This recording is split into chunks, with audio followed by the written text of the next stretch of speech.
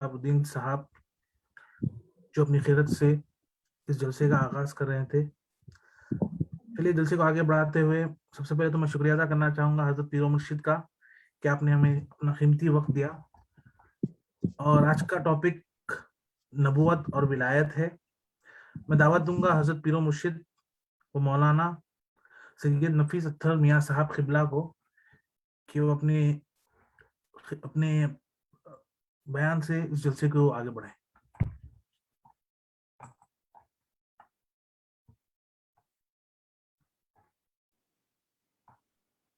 اعوذ باللہ من الشیطان الرجیم بسم اللہ الرحمن الرحیم الحمدللہ رب العالمین والصلاة والسلام علی افضل الانبیاء والمرسلین ثم الصلاة والسلام علی اشرف الاولیاء الکاملین وعلی آلہما واصحابہما اجمعین من یومنا ھذا الی یوم الدین. اما بعد، قال اللہ تعالی فی القرآن المجید والفرقان الحمید. بسم اللہ الرحمن الرحیم. لقد من اللہ علی المؤمنین اذ بعث فیہم رسولا من انفسہم یتلو علیہم آیاتہ ویزکیہم ویعلمہم الکتاب والحکمہ. وقال فی مقام الآخر النبی اولا بالمؤمنین من انفسہم وازواجہ امہاتہم. وقال النبی صلی اللہ علیہ وسلم الولایۃ افضل من النبوہ.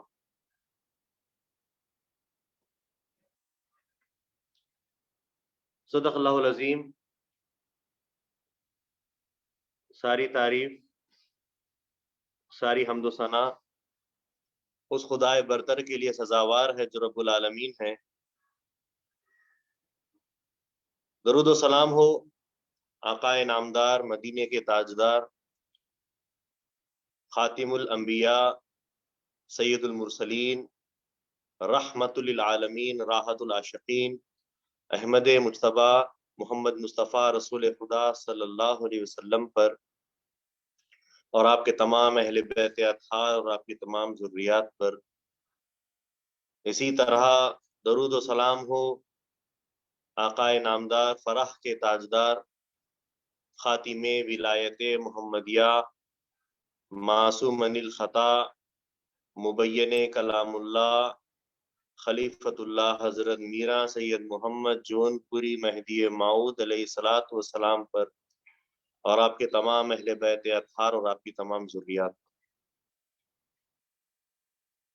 محترم و معزز ناظرین و سامعین اکرام، السلام علیکم ورحمۃ اللہ وبرکاتہ.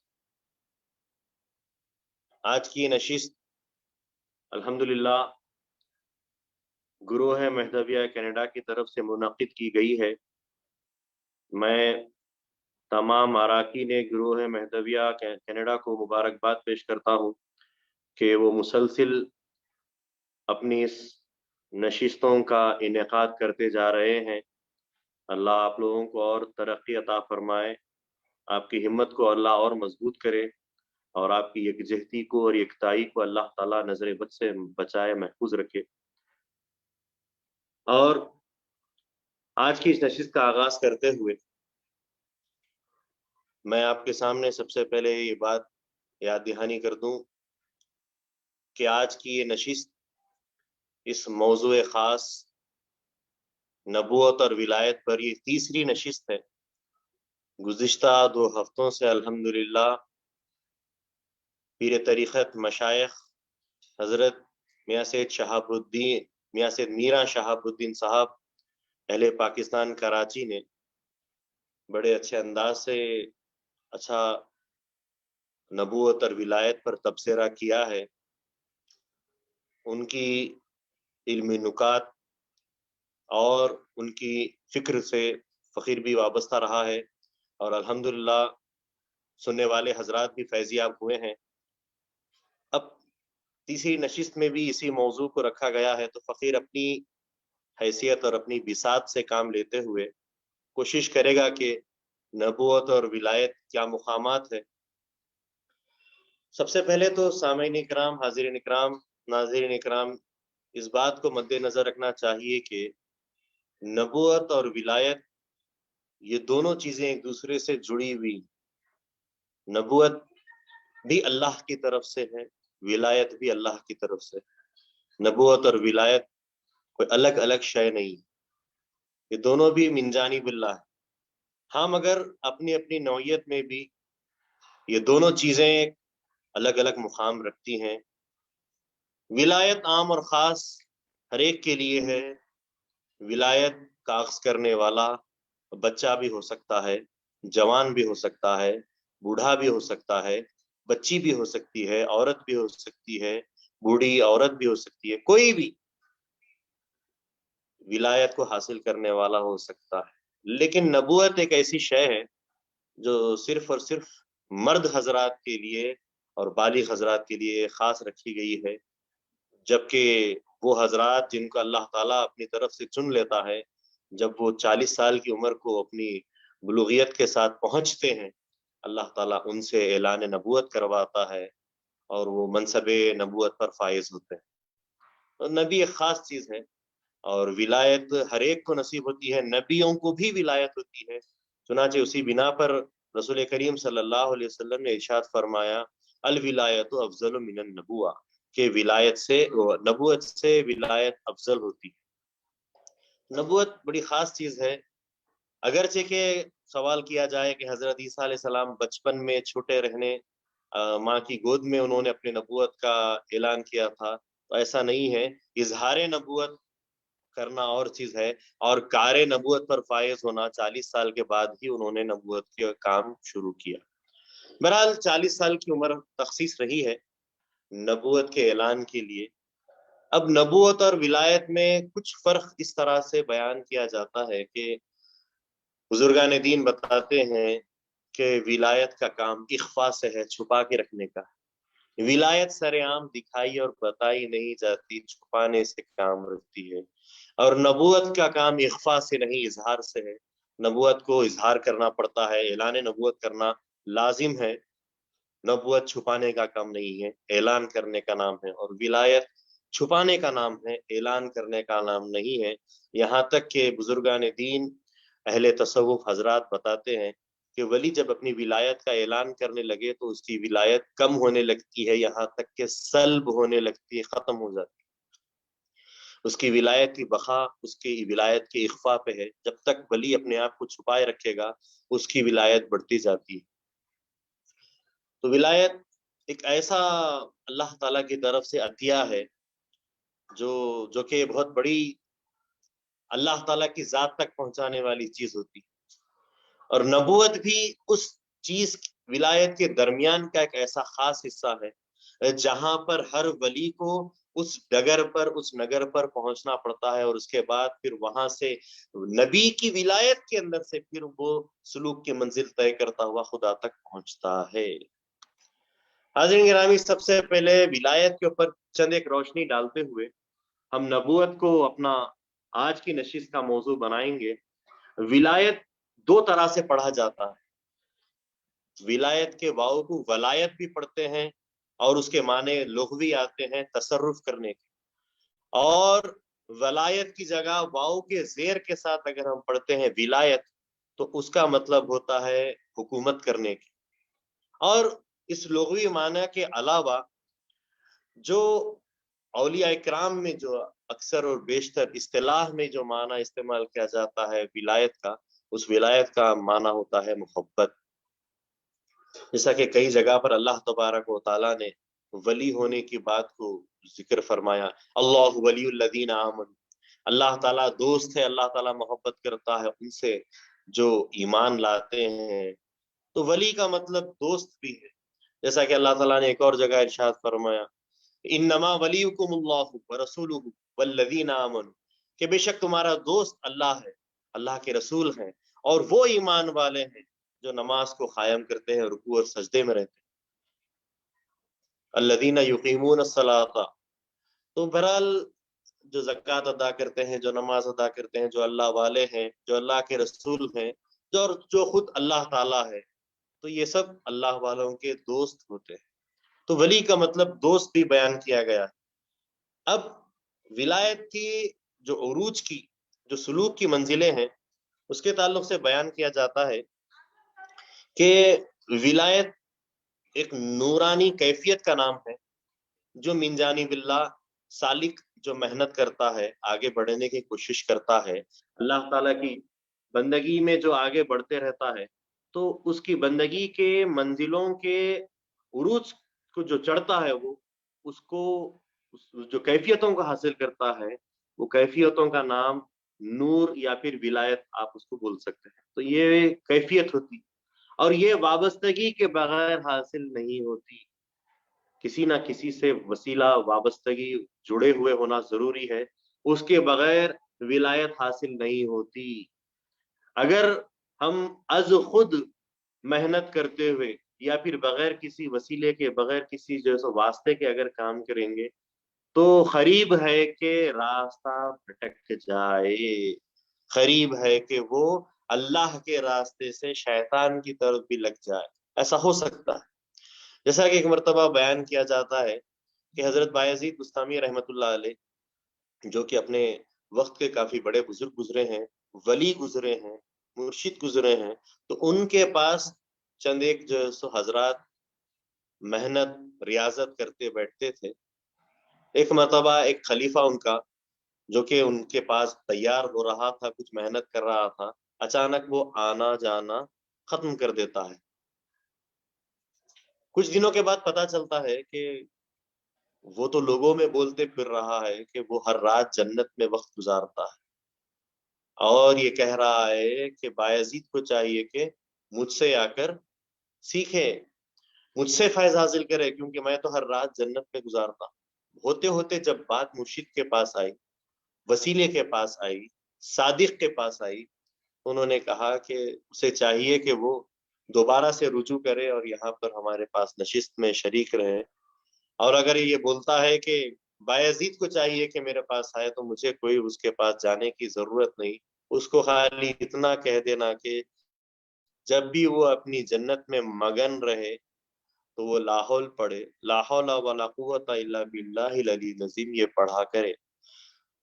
ये बात उस तक पहुंचा दी गई, लिहाजा उसने बात को टाल दिया। जब वो एक रात अपनी जन्नत में सैर कर रहा था, उसे अपने मुर्शिद की बात याद आई कि लाहौल पढ़ना चाहिए। लिहाजा आजमाने के लिए, एक टेस्ट के तौर पर, उसने ला हौल वला कुव्वता इल्ला बिल्लाहिल अलील अज़ीम पढ़ा। और जैसे ही पढ़ना था कि उसके इर्द गिर्द जितने भी हूरो मलाइका वगैरह उसकी खिदमत में थे, वो सब भागने लगे। उसने दूसरी मर्तबा जब पढ़ा, तो और दूरी इख्तियार करने लगे, और जब तीसरी बार पढ़ता है तो उसकी आंख खुल जाती है। वो हर रात किसी जन्नत में नहीं गुजारता था, बल्कि वो गिलाजत के अंदर अपने आप को पाता है, तौबा करता है, अपने आप को पाक करता है, मुर्शिद के पास आके, बायजीद बुस्तामी के पास आके रुजू करता है कि मुझसे बड़ी भूल हो गई कि मैं एक ऐसी जगह वक्त गुजार रहा था जहां इंसान को जाना भी नहीं चाहिए। उसने तौबा तिल्ला करके फिर बायजीद बुस्तामी रहमतुल्लाह अलैह के पास फिर से वाबस्ता होके, फिर से जुड़कर फिर मेहनत करना शुरू की। तो मालूम हुआ कि विलायत की मंजिलें बगैर किसी वास्ते और वसीले के हासिल नहीं करना चाहिए, कि शैतान अच्छी अच्छी चीजें दिखाकर भटका सकता है, रुका सकता है। तो विलायत यूं तो हासिल होती है, लेकिन उसको पहचानना और उसको बरकरार रखने के लिए सोहबत की जरूरत बहुत लाजिम होती है। सोहबत के बगैर हासिल नहीं होती। लिहाजा जब इंसान को सोहबत मिलने लगती है, विलायत हासिल होने लगती है, तो फिर उसकी मंजिल, इंसान से वो मोमिन बनता है, मोमिन से फिर उसका मुकाम बढ़ता हुआ, मोमिन से उसका मुकाम आगे बढ़ता हुआ सालेह का होता है, सालेह से आगे बढ़ता हुआ आबिद बनता है, आबिद से आगे बढ़ता हुआ शहीद होता है, शहीद से बढ़ता हुआ मुत्तकी बनता है, मुत्तकी से आगे बढ़ता हुआ मुज्तहिद बनता है, मुज्तहिद से आगे बढ़ता हुआ अब्दाल होता है, अब्दाल से आगे बढ़ता हुआ अबरार बनता है, अबरार से आगे बढ़ता हुआ औताद होता है, औताद से आगे बढ़ता हुआ खुतुब होता है, खुतुब से आगे बढ़ता हुआ खुतबुल अख्ताब बनता है, खुतबुल अख्ताब के बाद फिर गौस का मुकाम आता है, غوث کے بعد پھر تابعی کا مقام حاصل کرتا ہے، تابعی کے بعد صحابی کے بعد انصاری کا مقام ہے، انصاری کے بعد مہاجر کا مقام حاصل ہوتا ہے، مہاجر کے بعد صدیق کا مقام حاصل ہوتا ہے، صدیق کے بعد پھر کسی نبی کی ولایت کا مقام حاصل ہوتا ہے، نبی کی ولایت کے ساتھ کسی رسول کی رسالت کی ولایت کا مقام حاصل ہوتا ہے، پھر اولو العزم انبیاء کی ولایت حاصل ہوتی ہے، پھر اس کے بعد خلیل کی ولایت حاصل ہوتی ہے، پھر آخر کار سرور محمد رسول اللہ صلی اللہ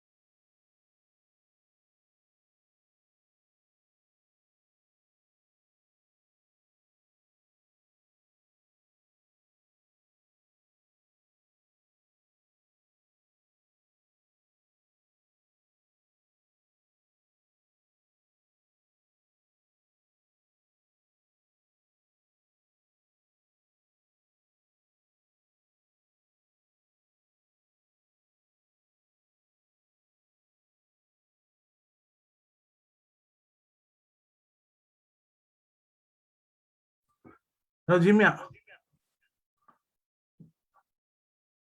आपकी आवाज कनेक्ट हो रही है।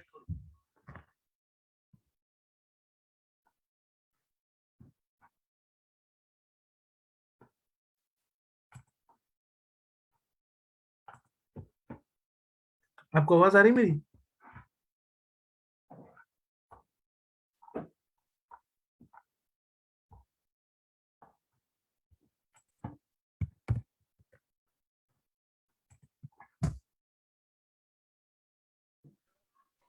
हाँ, अब आ रही है आपकी हाँ, आवाज। वो अब आपकी आवाज जी। जी तो फकीर अर्ज कर रहा था कि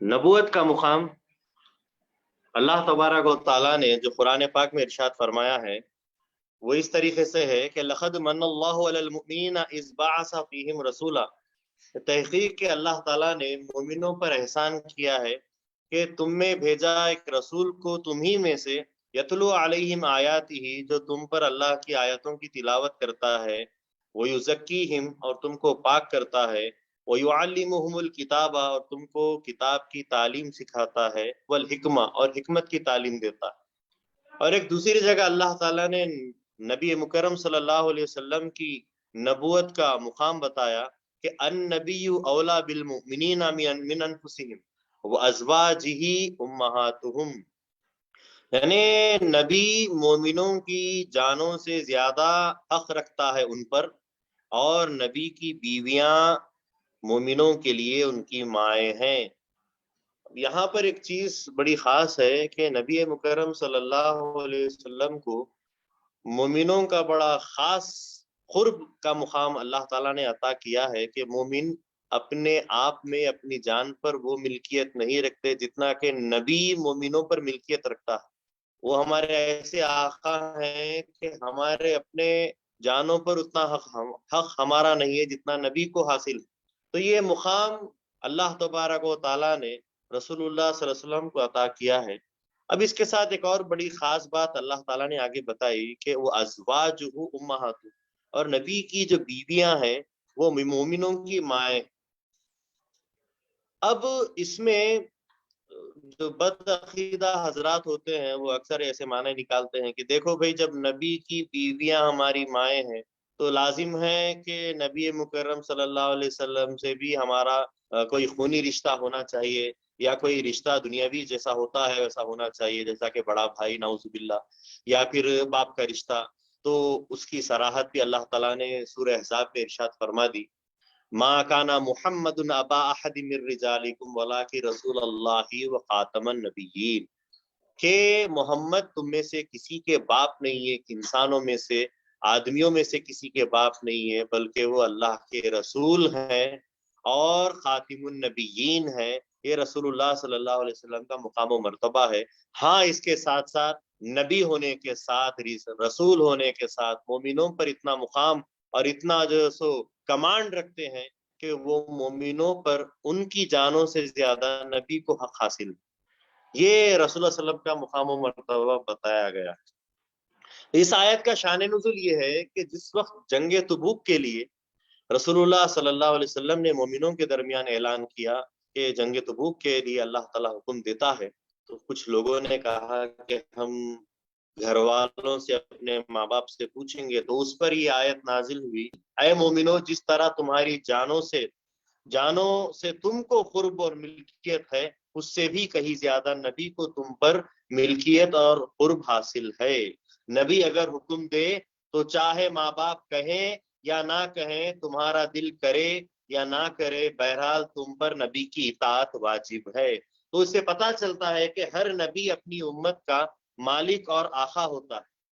अब इस आयत में उला का जो लफ्ज आया है, इसके तीन माने बताए जाते हैं कि पहला, उला का मतलब होता है मालिक और आका होना, दूसरा मतलब होता है ज्यादा इताअत के लायक होना, और तीसरा मुकाम होता है कुर्ब का। तो पहला मुकाम जिसका मतलब है कि नबी तुम पर आका और मालिक होने के जैसा कुर्ब हासिल रखते हैं और तुम्हारे मालिक हैं, जैसा कि गुलामों के आका मालिक हुआ करते हैं।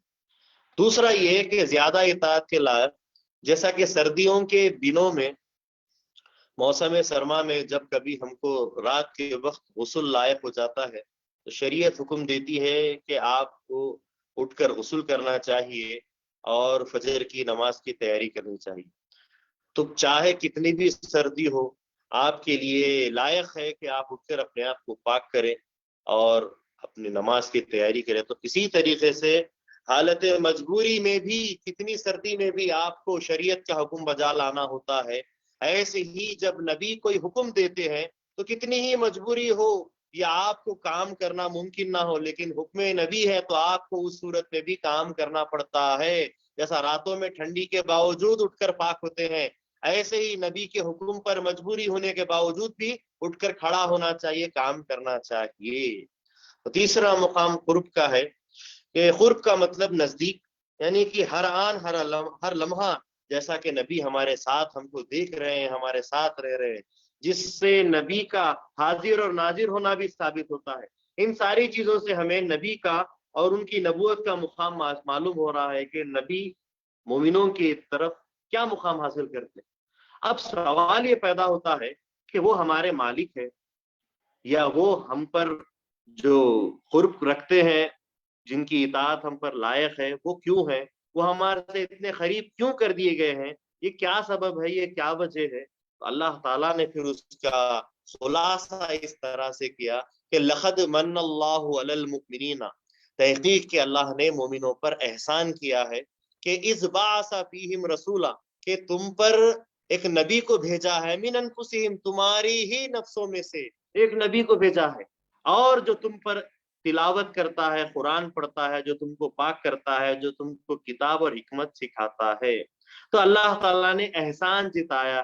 اللہ تعالیٰ نے ہر بات پر، کسی بھی چیز پر احسان نہیں جتایا، مگر اس آیت میں اللہ تعالیٰ نے اپنے جو رسول کو بھیجا ہے تو اس پر اللہ تعالیٰ احسان جتا رہا. جبکہ احسان جتانا ایک برا فعل ہے، برا کام ہے. کسی کو مدد کرنا یا کسی پر کوئی چیز دے کر اس پر احسان جتانا برا کام. لیکن یہ احسان جتانا خدا تعالیٰ کی طرف، ذات باری تعالیٰ کی طرف برا کام نہیں، بلکہ اللہ تعالیٰ کی ذات تو وہ ذات ہے جو احسان جتا سکتی ہے. دوجا اور کوئی نہیں ہو سکتا جو احسان جتا سکتا ہے. اللہ تعالیٰ نے ہم کو انسان بنایا، حیوان ناطق بنا کر پیدا کیا، مگر احسان کبھی نہیں کیا.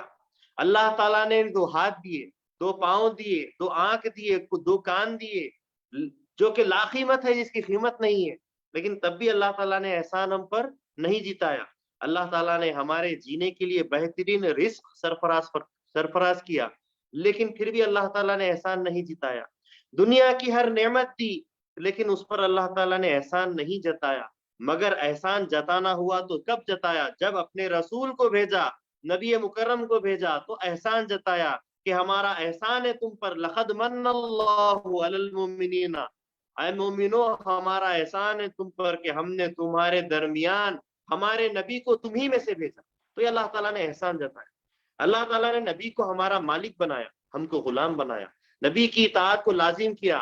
اللہ تعالیٰ نے ایک جگہ ارشاد فرمایا وَمَن یُطِیعِ الرَّسُولَ فَقَدْ أَطَاعَ اللَّهَ، جس نے نبی کی اطاعت کری اس نے اللہ کی اطاعت کر لی.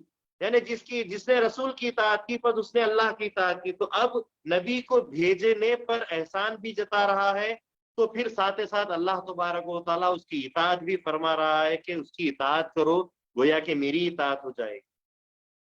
اول تاخیر اگر ہم دیکھیں نبیوں کی، اللہ تبارک و تعالیٰ جو سلسلے واری ہم پر بعثت کیا ہے، اگر اس کے پر ہم غور کریں تو ہر نبی کا آنا انسان کے اوپر ایک احسان عظیم ہی رہا ہے. حضرت آدم علیہ السلام تشریف لائے، انہوں نے اناج اگایا، روٹی بنا کر ہم کو سکھایا.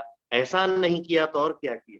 حضرت نوح علیہ السلام نے آئے اور کشتی بنایا، کشتی بنا کر، خود کشتی بنا کر اس میں سوار ہوئے اور اپنی اولاد کو بچایا تاکہ ہم آج کی نسلوں میں زندہ ہیں. یہ احسان نہیں کیا تو اور کیا کیا؟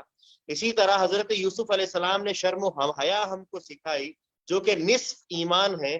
یہ احسان نہیں کیا تو اور کیا کیا؟ حضرت موسیٰ علیہ السلام اور حضرت عیسیٰ علیہ السلام نے آسمانی کتابوں کے قانون سے ہم کو نوازا، توریت اور انجیل ہم کو سکھائی، ہم کو तमाम खवानीन और इंसान बनने के ढब सिखाए, ये एहसान नहीं किया तो क्या किया कि ज़ालिका फ़ज़लुल्लाह युअतीही मन यशा, अल्लाह का फजल है, अल्लाह ताला जिसे चाहता है अता करता है। तो नबी अल्लाह ताला का फजल है जो हमको अल्लाह ताला ने अता किया है। बहरहाल अल्लाह ताला के फजल करम से नबी आते रहे और यहाँ तक के महबूब खुदा हजरत मोहम्मद रसूलुल्लाह सल्लल्लाहु अलैहि वसल्लम की जब बेइज्जत हुई तो ये तो एहसान अजीम हो गया कि जिसके साथ एक किताब भी नाजिल की गई जो हमारे लिए और तमाम औलाद इंसान के, आदम की औलाद के लिए क़यामत तक के लिए कानून बना दिया गया। नबी करीम सल्लल्लाहु अलैहि वसल्लम ने हमको रब की इबादत सिखाई, इसलिए एहसान है उनका आना। हम पर अल्लाह ताला की आयत की तिलावत की, ये एहसान है उनका हम पर। हमको हर नजासत से पाक किया, युज़क्कीहिम, हमको नजासतों से पाक किया, अच्छे अमाल कराए, हमारे जिस्मों को पाक किया, हमारे दिलों को पाक किया, हमारे ख्यालात को पाक किया। यह एहसान नहीं किया तो और क्या किया। यहाँ तक कि हमारे अकीदों को पाक किया, हमारे सीनों को पाक किया, हमारे आमाल सालिहा को इस काबिल बनाया कि अल्लाह ताला कबूल करे। ये उनका एहसान नहीं तो और क्या है। यहाँ तक के काफिरों को अपना कलिमा ला इलाहा इल्लल्लाह मुहम्मदुर रसूलुल्लाह पढ़ाकर उनको ईमान में दाखिल करके उनको ईमान वाला बना दिया। ये एहसान नहीं किया तो और क्या किया। बहरहाल इसके साथ साथ रसूल पाक सल्लल्लाहु अलैहि वसल्लम ने मुसलमानों को, मोमिनों को किताब और हिकमत भी सिखाई। ये एहसान नहीं किया तो और क्या है। बहरहाल हर नबी ने अपने अपने दौर में हमको ऐसी ऐसी चीजें दी हैं और हमारे लिए ऐसे ऐसे काम किए हैं जो बेबदल हैं। ये सब उनका एहसान है और खुदा ताला ने उनको हमारी हिदायत के लिए भेजा है, तो ये उसका एहसान अजीम है। और उसी बात को अल्लाह ताला ने इस आयत में फरमाया कि लक़द मन्नल्लाहु अलल मुमिनीना इज़ बअसा फीहिम रसूला मिन अनफुसिहिम, कि तहकीक के अल्लाह ताला ने मोमिनों पर एहसान किया है कि एक रसूल को उन्हीं के अंदर से भेजा है। इस आयत में रसूलुल्लाह सल्लल्लाहु अलैहि वसल्लम मुराद लिए गए हैं, उनकी जात मुराद की गई है। हम चूंकि उम्मत मोहम्मदिया से ताल्लुक रखते हैं तो नबी मुकरम सल्लल्लाहु अलैहि वसल्लम का हम पर मबूस होना ये अल्लाह ताला का एहसान नहीं तो और क्या है। इन तमाम बातों की हर एक बात में नबी की अजमत और उसकी नबी की नबूवत का मुकाम बताया जा रहा है। तो इसीलिए तो अल्लाह ताला ने इरशाद फरमाया कि अन नबिय्यु औला बिल मुमिनीना बि अनफुसिहिम, कि नबी तुम पर तुम्हारी जानों से भी ज्यादा हक रखते हैं। लफ्ज नबी की अगर हम बात करते हैं तो मुफस्सिरीन इसकी तशरीह करते हुए बताते हैं कि नबी अगर नबूवत से माखज है तो उसके माना होते हैं बुलंदी, बड़ा मुकाम और बड़े मुकाम वाला। और अगर नबी का हम अगर माना अख्ज़ करते हैं नबा से तो उसका मतलब होता है कि पैगाम, खबर देने वाला। शरीयत की इस्लाह में नबी वो है जिसको अल्लाह ताला अपने बंदों की हिदायत के लिए मबूस करे। उलमा मुहद्दिसीन ने नबी की 3 माने बताए हैं। नबी गैब की खबर देने वाला, नबी सब की खबर रखने वाला, नबी सब की खबर लेने वाला। तो 3 बातें नबी के ताल्लुक से बताई जा रही हैं कि नबी पहली बात तो गैब की खबर देने वाला। तो सवाल होता है कि किसको खबर देने वाला। नबी खबर देने वाला, किसको खबर देने वाला, किसकी खबर देने वाला। जरा गौर करें, अखबार, रेडियो, तार, खत, telephone, mobile, television, news agencies सभी खबर देने वाले होते हैं, मगर उनमें से किसी को भी हम नबी नहीं कहते, हालांकि सब के सब खबर देने वाले हैं। मालूम हुआ कि किसी खास खबर देने वाले को नबी कहते हैं। तार, खत, टेलीफोन वगैरह फर्श वालों को फर्श की खबरें देते हैं, मगर अंबिया अलैहिमुस्सलाम वहां की खबर लाते हैं जहां से ना तार आता है ना टेलीफोन आता है। तो अब नबी के माने ये होंगे कि वो खबर देने वाले जो गैब गैब की बातें बताते हैं, यानी गैब की खबर देने वाले। साहिब मतारिकुत तंजील ने फरमाया कि अन नबीयु मिनन नबाई लिअन्नहु युखबरु अनिल्लाहि ताला, कि नबी नबूवत से नहीं, नबूवत के साथ साथ नबा से जो सो वाबस्ता है उसका मुश्तक है, क्योंकि उसका मतलब ये होता है कि अल्लाह ताला की तरफ से गैब की खबर देने वाला। नबी इसलिए नबी है कि वो अल्लाह की खबर देता है जो गैबुल गैब है। तो मालूम हुआ कि गैब की खबर देना ही नबी की खासियत है, जिससे नबी के मुकाम और उसकी अहमियत मालूम होती है। اب دوسری قسم جو ہے نبی یعنی سب کی خبر رکھنے والا، تو سب کی خبر رکھنے والا تو معلوم یہ ہوگا کہ خدا کی خدائی کی خبر رکھنے والا غیب کی خبر وہی دے گا جو خود بھی خبر رکھتا ہو. خبر رکھتا ہو تبھی تو خبر دے گا، جس کو خبر ہی نہیں ہے کسی چیز کی وہ خبر کیا دے گا. تو مطلب یہ کہ خبر رکھنے والا وہ ہوتا ہے جس کو، جو خبر دینے والا وہ ہوتا ہے جو خود بھی کسی بات کا علم اور خبر رکھتا ہے. جس طرح ایک ڈپارٹمنٹ کا ہیڈ آفیسر اپنے سارے ڈپارٹمنٹ کی خبر رکھتا ہے، اسی طرح رسول اللہ صلی اللہ علیہ وسلم سلطنت الہیہ کے وزیر اعظم ہیں. آپ صلی اللہ علیہ وسلم نے ذرے ذرے اور خطرے خطرے کی خبر دی ہے. اگر جہاز کا کپتان جہاز سے بے خبر ہو جائے تو جہاز ڈوب جائے گا. اسی طرح اگر ہمارے رسول صلی اللہ علیہ وسلم معاذ اللہ ہم سے بے خبر ہو جائیں تو ہماری کشتی بھی غرق ہو جائے گی. حدیث شریف میں آیا ہے کہ ایک رات آسمان صاف تھا، سارے کے سارے ستارے صاف صاف نظر آ رہے تھے. حضرت ام المومنین بی بی عائشہ صدیقہ رضی اللہ تعالی عنہا وہاں موجود تھی. انہوں نے پوچھا یا رسول اللہ صلی اللہ علیہ وسلم، آپ کی امت میں سے کیا کوئی ایسا بھی ہے، کیا کسی کی نیکیاں ایسے بھی ہے جو تاروں کے برابر؟ آسمان صاف تھا، کھلا تھا، تارے نظر آ رہے تھے، اور بی بی نے عرض کیا کہ کیا کوئی مقام امت کا ایسا بھی کوئی رکھتا ہو کہ جس کے عبادت اور جس کے نیکیاں تاروں کے برابر ہو؟ تو سبحان اللہ، کیا شاندار رسول اللہ صلی اللہ علیہ وسلم کا جواب ہوتا ہے. حضرت عائشہ رضی اللہ تعالی عنہا نے تو مسئلہ پوچھ لیا، تو ان چیزوں کی گنتی سے من جملہ کیا تعلق ہے؟ یہ بھی نہیں فرمایا کہ اچھا جبرائیل سے پوچھ کر بتاتا ہوں، یہ بھی نہیں کہا کہ گن کر بتاتا ہوں، یہ بھی نہیں کہا کہ چلو مجھ پر وہی آئے گی تب بتاؤں گا، بلکہ اللہ تبارک و تعالیٰ کی طرف سے حضرت رسول اللہ صلی اللہ علیہ وسلم نے فرمایا، کسی پشو پیچ کیے ہوئے آپ نے فرمایا کہ عمر وہ مقام رکھتا ہے کہ جس کی نیکیاں تاروں سے بھی زیادہ ہے. تو بی بی نے عرض کیا میرے والد سیدنا ابو بکر جو سفر اور حضر جنگل و گھر میں آپ کے ساتھ ہی رہے، ان کا کیا حال؟ آپ نے بتایا کہ تمام تاروں سے بھی بڑھ کر نیکیاں اگر کسی کی ہے تو وہ عمر کی ہے. تو پھر میرے والد اور آپ کے رفیق حضرت ابو بکر صدیق کا کیا مقام؟ اور فرمایا اے عائشہ انہیں کیا پوچھتی ہو، ان کی ہجرت والی ایک رات کی نیکی عمر فاروق کی ساری نیکیوں سے بڑھ کر. تو یہ مقام ہے رسول پاک صلی اللہ علیہ وسلم کا جو غیب کی خبر رکھتے ہیں اور آنن اور فانن غیب کی خبر میں سے لوگوں کو خبر دیتے ہیں. بی بی عائشہ سوال کر رہی ہے تاروں کو بتا کر کے کیا تاروں کی طرح کسی کا نیکیوں کا مقام ہے؟ رسول اللہ نے فرمایا عمر کا. جب سوال کیا کیا اس سے بھی بڑا مقام ہو سکتا ہے، میرے والد کا کیا مقام ہے؟ تو آپ نے فرمایا کہ ان کی ایک رات کی نیکی عمر فاروق کی تمام نیکیوں سے بڑھ کر. اس کو بولتے ہیں غیب کی خبر رکھنے والے اور غیب کی خبر سنانے والے.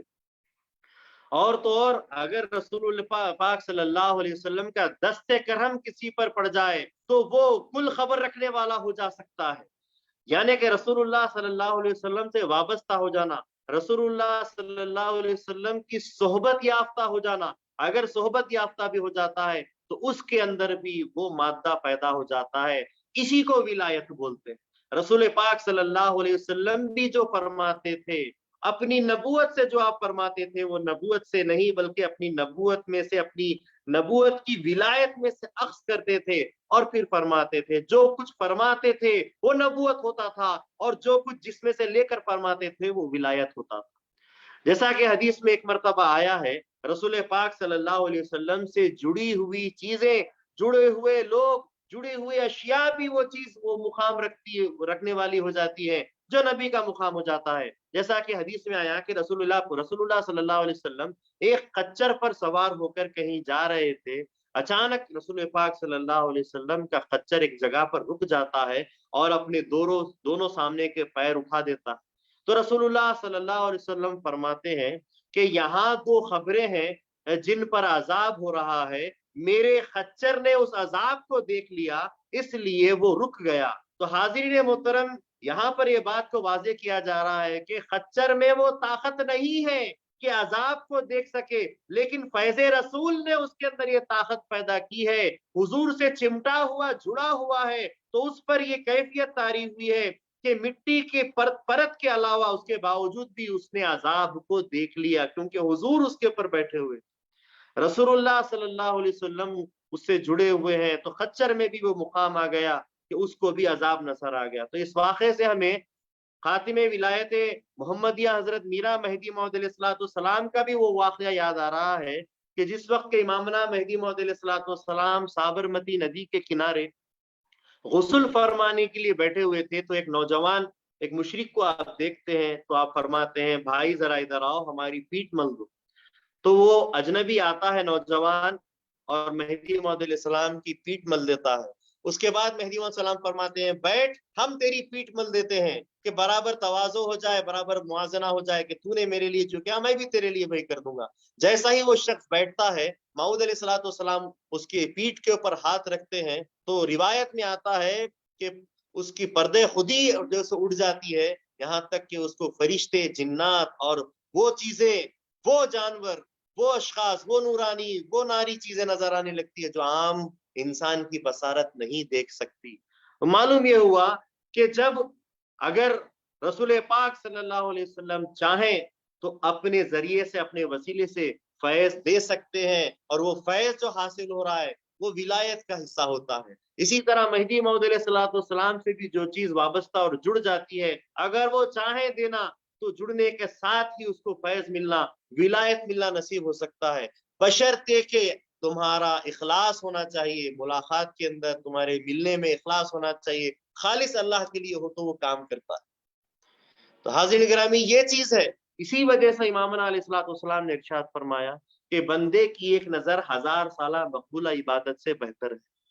یعنی بندے نے اگر ایک نظر کر دی، وہ نظر عام نظر نہیں ہوتی ہے، وہ الوہیت کی نظر ہوتی ہے، وہ ولایت الولایت کی نظر ہوتی ہے، وہ غیب الغیب کی نظر ہوتی ہے، کہ وہ نظر اگر پڑ جائے تو 1000 سالہ مقبولہ عبادت سے وہ نظر بہتر ہوتی ہے۔ اب آئیے تیسرے معنی کی طرف، نبی خبر لینے والا۔ پہلے ہم نے پڑھا اور سنا کہ نبی خبر دینے والا یعنی غیب کی خبر دینے والا، نبی خبر رکھنے والا، ہر غیب کی خبر رکھنے والا۔ اب آتے ہیں نبی خبر لینے والا، تو مطلب یہ ہوگا کہ اے غریبوں، مسکینوں، بے خبروں کی خبر لینے والے، جن کی کوئی خبر نہیں لیتا۔ حدیث میں آیا ہے کہ نبی کریم صلی اللہ علیہ وسلم بے کسوں، بے بسوں کی فریاد سنتے تھے۔ ایک مرتبہ مجلس واعظ گرم تھی، حضرت رسول کونین صلی اللہ علیہ وسلم خواتین سے مخاطب ہو کر فرمایا کہ جس ماں کی 3 بچے بچپن میں فوت ہو جائیں، اس ماں کو صبر کرنا چاہیے، اور بروز قیامت وہ تینوں بچے اس ماں کی شفاعت کرائیں گے۔ یعنی وہ ماں جس کے 3 بچے اگر بچپن میں فوت ہو جائیں تو وہ بچے قیامت کے روز ماں کی شفاعت کرائیں گے، اس کی مغفرت کرائیں گے۔ تو ایک صحابیہ سوال کرتی ہے کہ یا رسول اللہ صلی اللہ علیہ وسلم، اگر کسی ماں کو 2 بچے پیدا ہوں اور وہ 2 بچے مر جائیں، اس کا کیا حکم ہے؟ تو رسول اللہ صلی اللہ علیہ وسلم نے ارشاد فرمایا کہ ہاں، وہ 2 بچے اس ماں کی شفاعت کریں گے۔ پھر ایک صحابیہ اٹھتی ہے اور پوچھتی ہے کہ اگر کسی ماں کو 1 بچہ پیدا ہوا ہو اور وہ 1 بچہ بچپن میں مر جائے تو اس کا کیا حکم ہے؟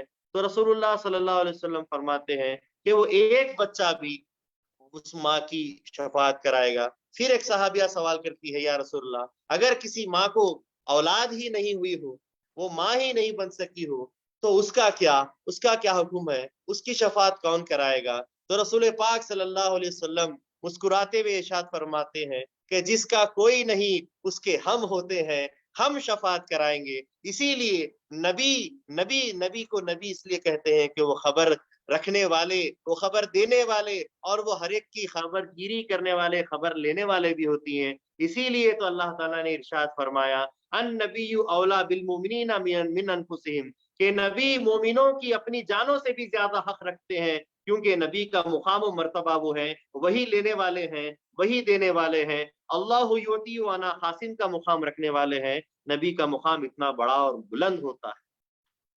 حاضر گرامی، چند ایک باتیں نبی اور غیر نبی کے تعلق سے بتاتے ہوئے نبی پاک صلی اللہ علیہ وسلم کی اور نبیوں کی فضیلت کو بیان کرنے کی بخیر کوشش کرے گا کہ نبی کی چند خصوصیات ملاحظہ فرمائیے کہ جس سے نبی کا نبی ہونا ثابت ہوتا ہے۔ کہ پہلی چیز کہ نبی کے اندر علم غیب کی کیفیت ہوتی ہے، علم غیب نبی رکھتا ہے۔ عام بشر علم غیب نہیں رکھتا. نبی وہی اس پر نازل ہوتی ہے فرشتے کے ساتھ اور بغیر فرشتے کے ساتھ، یہ اس کی خصوصیت ہے. نبی کے اندر معجزہ ہوتا ہے اور جیسو غیر نبی کے اندر معجزہ نہیں ہوتا. ہاں ولیوں کے اندر کرامتیں آتی، لیکن کرامت اور معجزے میں کافی انتر اور کافی فرق ہے. معجزہ وہ ہوتا ہے جو من جانب اللہ ہوتا ہے اور معجزہ کرنے والا نبوت کا یا رسالت کا دعویٰ بھی کرتا ہے. اور کرامت جو ہوتی ہے وہ کرنے والا کوئی ولی اللہ ہوتا ہے جو خصوصیات اور اپنی ریاضت اور محنت کے ذریعے سے کسی مقام کو حاصل کرتا ہے، چاہے وہ ابدال کا ہو، چاہے وہ اوتاد کا ہو، چاہے وہ قطب کا ہو، غوث کا ہو، کوئی بھی ایک مقام حاصل کرتا ہے. اس کے بعد اس کے اندر یہ کیفیت پیدا ہوتی ہے تو وہ کرامت ظاہر کرتا ہے. لیکن اس کرامت کا حکم یہ نہیں ہے کہ وہ نبی یا پھر رسول بن جاتا، بلکہ وہ غیر دعویٰ، بغیر کسی نبوت اور بغیر کسی رسالت کے دعوے کے کرتا ہے تو وہ ولی کی حد تک سیمت رہتا ہے اور اس کو کرامت کہتے ہیں. لیکن امامنا مہدی موعود علیہ الصلوۃ والسلام کے واسطے وسیلے سے موعود علیہ الصلوۃ والسلام نے ارشاد فرمایا کہ کرامتوں کو ملامت، آپ نے ارشاد فرمایا کہ کرامتیں نہیں دکھانا چاہیے، کرامتیں دکھانے سے ولایت رک جاتی ہے، بلکہ ولایت میں جو تو تخفیف ہوتی جاتی ہے. اسی لیے ولیوں کو چاہیے کہ وہ خود چھپے ہوئے رہیں، یا پھر ولیوں کو چاہیے کہ وہ اپنی ولایت کو یا اپنی کرامتوں کو چھپائے رکھے. یہاں تک کہ حضرت ابو عثمان مغربی علیہ رحمہ فرماتے ہیں ولی مشہور تو ہو سکتا ہے لیکن فتنے میں نہیں پڑ سکتا، اور فرماتے ہیں کہ ولی گمنام تو ہو سکتا ہے لیکن مشہور نہیں ہو سکتا. یعنی ولی کو گمنام رہنا چاہیے، مشہور نہیں ہونا چاہیے. ولی اس وقت مشہور ہوتا ہے جب اس کی کرامتیں دکھانا شروع کرتا ہے. تو کرامتیں دکھانے سے شہرت ہوتی ہے اور شہرت سے ولایت میں تخفیف ہوتی ہے. تو چاہیے کہ ولی کو اپنی کرامتیں نہیں دکھانا چاہیے. اور جو نبی ہوتا ہے اس کے دلائل کے اندر یہ بات جو سو منسلک ہوتی ہے کہ وہ معجزہ دکھائے، معجزے کا اظہار کرے، جبکہ اس کی صداقت اور اس کی امانت داری اس کی نبی ہونے کی جو سو واضح دلیل ہوتی ہے. لیکن چند ایک نبی کے دلائل کے اندر معجزات بھی رکھے گئے ہیں. تو معجزہ ہونا بھی نبی کی نبوت کا اوپر دلالت کرتا ہے.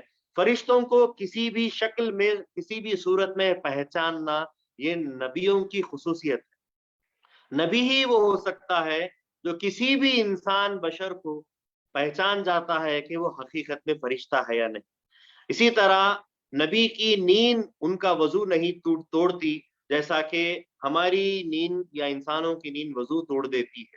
تو ان سے پتا چلتا ہے کہ نبی کی چند خصوصیات ہیں. اور رسول اس کو کہتے ہیں جو کوئی نئی کتاب یا نئی شریعت لے کر آئے، اگر نہ آئے تو وہ صرف ایک نبی رہتا ہے. تو من جملہ دنیا بھر میں 1,24,000 یا 1,80,000 اگر اللہ نے انبیاء مبعوث فرمائے ہیں تو ان میں سے 313 رسول اس میں سے اللہ تعالیٰ نے مبعوث کیے ہیں. بہرحال یہ نبی کی صفات اور خصوصیات ہیں جو کہ سب کے سب مقام نبوت سے تعلق رکھتے ہیں.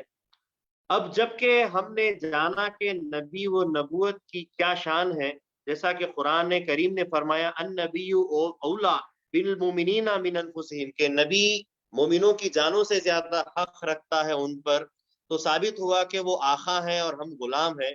تو جاننا چاہیے کہ آقا اور غلام میں ادب کا رشتہ اہم ہوتا ہے. تو ہمیں نبی کا ادب کرنا ضروری و لازم ہے. یہ تو میں کہہ رہا ہوں، لیکن اللہ تعالیٰ نے تو قرآن پاک میں کئی مقامات پر مومنوں سے ادب کروایا ہے، جیسا کہ سورہ حجرات میں اللہ تعالیٰ نے فرمایا کہ یا ایھا الذین آمنوا لا تقدموا بین ید اللہ ورسولہ، یعنی کہ اے مومنو رسول اور نبی کے آگے مت بڑھا کرو. اور ایک جگہ اللہ تعالیٰ نے ارشاد فرمایا لا ترفعوا اصواتکم فوق صوت النبی، نبی کی آوازوں پر اپنی آوازیں بلند مت کرو. ولا تجہروا بعضکم لبعض، اور نہ ان کو ولا تجہروا لہ، اور نہ ان کو پکارو کجہر بعضکم لبعض، جیسا کہ ایک دوسرے کو پکارا کرتے ہو، ان تحبط اعمالہم، یہاں تک کہ تمہارے اعمالکم، تمہارے اعمال ضبط کر دیے جائے، ختم کر دیے جائے، غارت کر دیے جائے، وانتم لا تشعرون، اور تم کو اس کا شعور بھی نہ ہو. تو بہرحال یہ بات ضروری ہے کہ نبیوں کا ادب کرنا چاہیے. نبی کا مقام بہت بالا اور برتر ہوتا ہے، جیسا کہ حدیثوں سے بھی اللہ تعالیٰ نے فرمایا کہ نبی کا مقام کیا ہے. جیسا کہ قرآن میں بھی اللہ تعالیٰ نے فرمایا کہ نبی کا مقام کیا ہے، باادب بانصیب ہوتے ہیں، بے ادب بد نصیب ہوتے ہیں. تو باادب ہونا چاہیے، مقام نبوت کا مرحلہ ہے. اور مقام نبوت کے در پر جب آپ پہنچتے ہیں اور وہاں سے جب آگے بڑھتے ہیں تو پھر مقام ولایت وہاں سے شروع ہوتی ہے، جہاں رسول اللہ صلی اللہ علیہ وسلم نے ارشاد فرمایا الولایت افضل من النبوہ، کہ ولایت نبوت سے بھی افضل ہوتی ہے، یعنی کہ نبی کی ولایت نبی کی نبوت سے افضل ہوتی ہے. جب آپ کو مقام نبی تک رسائی حاصل ہوتی ہے، جیسا کہ فقیر نے عرض کیا کہ مقام نبی تک پہنچنے کے لیے پہلے تو بشر ہوتا ہے، بشر سے پھر مسلمان ہوتا ہے، مسلمان سے پھر مومن ہوتا ہے، مومن سے پھر صالح ہوتا ہے، صالح سے پھر عابد بنتا ہے، عابد سے پھر شہید ہوتا ہے، شہید سے متقی بنتا ہے، متقی سے مجتہد بنتا ہے، مجتہد سے اوتاد میں قدم رکھتا ہے، اوتاد سے ابدال میں جاتا ہے، ابدال سے ابرار میں آتا ہے، ابرار سے غوث میں پہنچتا ہے، غوث سے قطب میں جاتا ہے، اور اس کے بعد تابعی سے صحابی، صحابی سے انصاری، انصاری سے مہاجر، اور مہاجر سے صدیق، اور صدیق کے بعد نبی کی نبوت کے ساتھ ساتھ اس کی ولایت میں جب فنا فی رسول کے مقام پر پہنچتا ہے، تب جا کر اس کو رسول کی ولایت کا مزہ سمجھ میں آتا ہے، اس کا مقام سمجھ میں آتا ہے. پھر وہاں سے رسول اللہ صلی اللہ علیہ وسلم کی اس ولایت کی وابستگی کے ساتھ اور اس کے منسلک ہونے کے ساتھ پھر اللہ تعالیٰ کی طرف آگے بڑھتا ہے، فنا فی اللہ کے جو سو میدان میں قدم رکھتا ہے، اور پھر وہاں سے آگے بڑھتے ہوئے بقا باللہ کے مقام پر جاتا ہے. تو نبوت اور ولایت یہ دونوں چیزیں جڑی ہوئی ہیں، نبوت کے ساتھ ولایت ہے اور ولایت کے ساتھ نبوت ہے. ہر ولی آگے بڑھتا ہوا نبوت کے ولایت کے مقام پر پہنچ کر ہی آگے الوہیت کے مقام پر جاتا ہے. اور ہر نبی جو اللہ تعالیٰ جس کو نبی بنا کر بھیجتا ہے وہ تو فوراً ہی اپنی ولایت سے اللہ تعالیٰ کی طرف رسائی حاصل کرتا ہے. تو ہر بشر کو، ہر انسان کو، ہر مسلمان، ہر مومن اور مہدوی کو چاہیے کہ وہ اپنے اندر کچھ نہ کچھ صلاحیت ولایت کی پیدا کرے، اور اپنی محنت اور رضاعت، اپنی محنت اور اپنی جو سو ریاضت سے اللہ تعالیٰ کی طرف بندگی کے ذریعے سے، عبادت کے ذریعے سے کچھ سلوک کی منزلیں، کچھ ولایت کی منزلیں حاصل کرتے ہوئے اس مقام کو بھی حاصل کرے جہاں پر نبی کی ولایت ہوتی ہے، اور پھر وہاں سے اللہ تعالیٰ کی بقا کی طرف جو سو محنت کرے. بہرحال بولنے سننے سے زیادہ اللہ تعالیٰ ہم کو عمل کی توفیق عطا فرمائے. یہ نشست تو انشاءاللہ تعالیٰ ایک نبی کا مقام کیا ہے، نبی کا مقام دنیاوی اعتبار سے کتنا بڑا ہوتا ہے، جو غیب کی خبر سناتا ہے، رکھتا ہے، بولتا ہے، بتاتا ہے ہر چیز کا، اور پھر مومنوں میں اس کا مقام کتنا بالا و برتر ہوتا ہے، ہم نے بیان کرنے کی کوشش کی. انشاءاللہ تعالی اگلی نشست میں نبوت کے تحت شریعت ہوتی ہے تو ولایت کے تحت طریقت ہوتی ہے، اس پر بات کرنے کی، بیان کرنے کی فقیر کوشش کرے گا. اور شریعت سے جڑی ہوئی جتنی بھی اشیاء ہیں اور ولایت سے جڑی ہوئی طریقت کے جتنے بھی اشیاء ہیں ان کو بیان کرنے کی کوشش کی جائے گی. اللہ تعالیٰ سے دعا ہے کہ اللہ تعالیٰ ہم کو سنانے سے زیادہ عمل کی توفیق عطا فرمائے. اللہ تعالیٰ سے دعا ہے کہ آئندہ نشست میں بھی ہم سب کو موجود رکھے اور سمجھنے کی اللہ تعالیٰ توفیق عطا فرمائے. مقامات ہونا کچھ اور ہے، مقامات کو سمجھنا اور مقامات پر پہنچنا کچھ اور ہے. میں اللہ تعالیٰ سے دعا کرتا ہوں تمام اپنے مہدوی بھائیوں کے لیے کہ وہ سلوک کی منزلوں کو، طالب خدا ہونے کی منزلوں کو حاصل کرتے ہوئے کچھ ریاضت اور محنت کرے. اللہ توفیق عطا فرمائے، اللہ قبول کرے. آمین. وآخر دعوانا الحمدللہ رب العالمین. یہ تھے حضرت پیر و مرشد مولانا سید نفیس اختر میاں خمیری قبلہ صاحب جو اس جلسے کو سماعت فرما رہے تھے. حضرت نے بہت پیارے پیارے پوائنٹس ہمارے سامنے بیان کیے اور ہم شکر گزار ہیں حضرت کا کہ آج کی پہلے ہفتے کی نشست حضرت نے بہت خوبصورتی سے بیان کی. تو انشاءاللہ تعالیٰ گروہ مدعا کینیڈا اپنا ورچوئل کانفرنس اگلے ہفتے بھی انشاءاللہ تعالیٰ کنٹینیو رکھے گا. حضرت گزارش ہے آپ مقدس تسبیح دیں گے؟ جی انشاءاللہ. جزاک اللہ.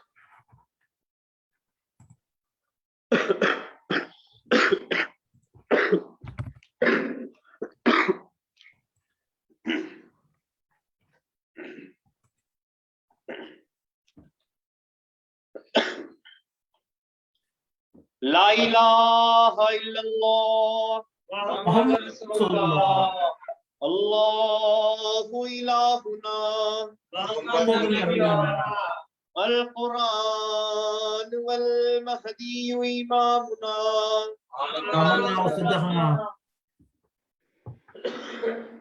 السلام علیکم. وعلیکم السلام. حضرت بہت بہت شکریہ آپ کا، جزاک اللہ الخیر. انشاءاللہ جی، تعالیٰ جزاک اگلے اللہ. ہفتے ہم انشاءاللہ نشست کو کنٹینیو کریں گے، دوسری نشست کو. بہت بہت شکریہ انشاءاللہ حضرت جی جی آپ کے جزاک قیمتی اللہ. وقت کے لیے. سلام بولیے، اور آپ لوگوں کا بھی بہت بہت شکریہ جو فقیر کو خدمت کا موقع دے رہے ہیں. جی اللہ سے دعا ہے کہ اللہ آپ لوگوں کو بھی پروان چڑھائے، نظر بد سے آمین بچائے. آمین. ہاں انشاءاللہ تعالیٰ دیکھیں گے اگلی نشست میں بھی ملاقات کریں گے. آپ جی جیسے جزاک مرشدین اکرام کی جو ہے بدولت اور جو ہے آپ لوگوں کی حوصلہ افزائی کی وجہ سے ہم لوگ جو ہے کوشش کر رہے ہیں. جزاک اللہ اللہ. سر. جی جی ہانا کی طبیعت اچھی نہیں تھی، لیکن پھر بھی میں بولا کہ نہیں، موقع جب مل گیا ہے تو انشاءاللہ کریں گے. اور پھر میں حیدرآباد میں ہی ہوں، وہ ماشاء حساب اللہ. سے میں بولا ٹھیک ہے کر لیں گے، یہی بلکہ خوبی ہے بہت ہمارے مرشدین اکرام کی جو ہے، اتنا مطلب آپ جیسا بیان کر رہے تھے، اور مجھے پتا چلا کہ آپ لاسٹ ویک گجرات میں تھے، تو جی ہاں. اب آ کر واپس طبیعت کو ناساز رکھتے ہوئے بھی آپ نے اتنی خوبصورتی سے بیان کیا. بہت بہت شکریہ حضرت. جزاک اللہ. آپ لوگوں کی سب دعائیں ہیں سمجھیے. بس اللہ سے دعا اتنا کریے کہ اللہ نظر بد سے بچائے اور تکبر سے اللہ محفوظ رکھے. بے شک یہ انشاءاللہ. تکبر بڑا ایسا خطرناک فعل ہے جو بہت ساروں کو اونچائیوں پہ لے جا کے مگر گرا دیتا. بے شک بے بس شک. اتنا ہے، اللہ فقیری کی لاج رکھے، بس دعا کریے. جزاک جی اللہ حضرت، بہت بہت شکریہ. اچھی بات. اللہ اللہ اللہ حافظ. حافظ. فی امان اللہ.